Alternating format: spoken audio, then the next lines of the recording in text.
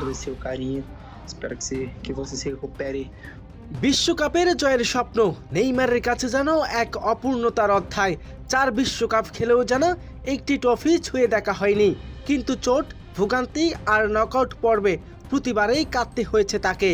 অনেকে হয়তো ভেবেছিল 2026 বিশ্বকাপে হবে সেলেসাওদের জার্সিতে তার শেষ অধ্যায়। তবে না, 2030 সালের বিশ্বকাপে সেই অপূর্ণতাকে পূরণ করতে চান নেইমার।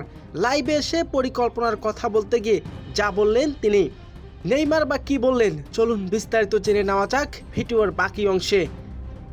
তবে ফুটবলের প্রতি ক্ষুধা আর দেশের হয়ে বিশ্বকাপের জয়ে তাড়ানো যে এখনও ফুরিয়ে যায়নি তা স্পষ্ট করলেন নেইমার নিজেই।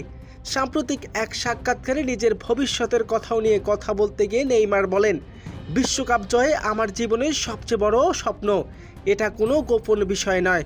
যতক্ষণ পর্যন্ত আমার শরীরে সাড়া দেবে আমি দলের জন্য অবদান রাখতে পারবো। আমি খেলবো 2030 সাল বিশ্বকাপ। ফুটবল অসম্ভব বলেই কিছুই নয়। যদি আমি ফিট থাকি তাহলেই কেন নয়। 2030 সালে যখন বিশ্বকাপের যৌথ মরক্কো ও পর্তুগাল স্পেনের উদ্বোধনী ম্যাচগুলো দক্ষিণ আমেরিকায় আয়োজিত হবে, তখন নেইমারের বয়স হবে 38। অত্যাধুনিক football Lionel Messi, Cristiano Ronaldo যেভাবে 36 থেকে 38 বছর বয়সে সর্বোচ্চ স্তরে দাপিয়ে বেরিয়েছেন, নেইমারও সেই পথেই হাঁটতে চান। তবে 2030 সালে ফুটবল বিশ্বকাপে ব্রাজিলের হয়ে শেষবারের মতো মাঠে নামতে চান নেইমার জুনিয়র। তবে তার পূর্ণতার ট্রফির খোঁড়া কাটাতে প্রস্তুত তিনি।